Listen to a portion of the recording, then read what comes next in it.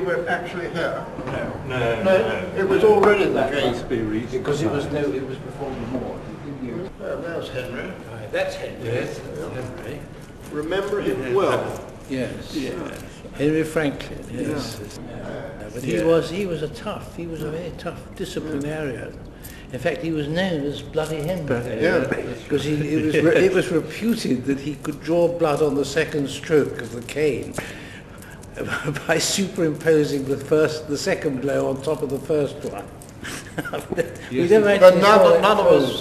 The strange thing was, Had the yes, pleasure that they didn't beat any one of us, but we were lucky.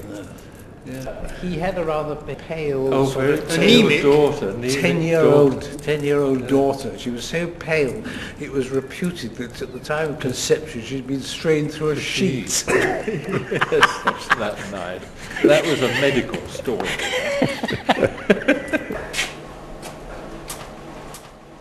Well, we've never been We've down never here. been allowed here before. Somebody said it might have been an air raid shelter. Yes, I'll bet you it was an air raid shelter for the... Never been here before. No. And Bernard Wallace. Here we are. Yes? Yes, here we are. This is the bit I wrote here. It's in the December 46 edition. Last term we were fortunate enough to beat Holman in the third round of the tennis house ties by 7 sets to 5. In the swimming we were not so fortunate since Holman revenged herself by winning in the first round of the senior house ties. I've got before me a copy from an index card which was kept by the prefects about the behaviour of the various boys in the house. Really? Yeah, this is headed Walsh ND. And there were 5 entries: talking in prep 50 lines, late for league nets, and failing to apologise to the prefect on duty 50 lines. Oh, I'm sorry, I'm in the way. Is that...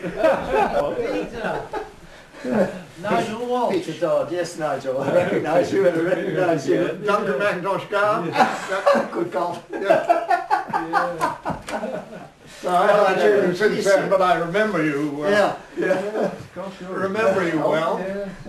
He's looking... Do you remember that poor old septuagenarian who taught us language, French or something? The French master who, The Reverend Harry Knight. yes, he was a ordained minister, and he taught French, and he obviously was very, very scared of the flying bombs that made this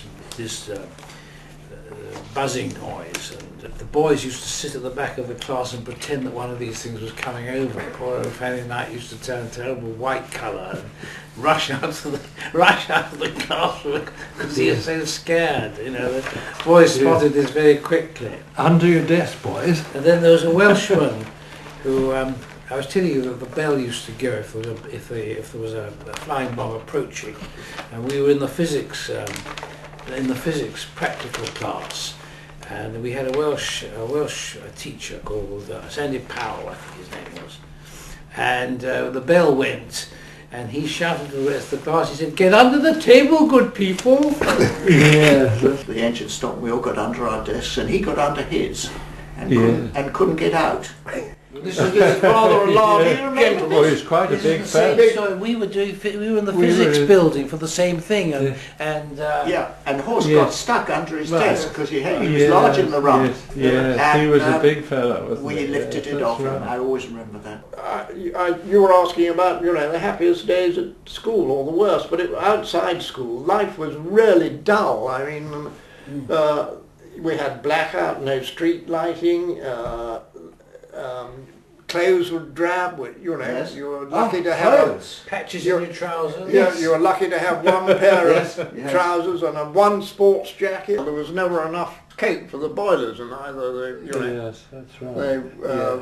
went off early, or they came on late, or the damn things weren't working. And Yes. one sat on the radiator and got piles because there was Yeah. nowhere else to get warm.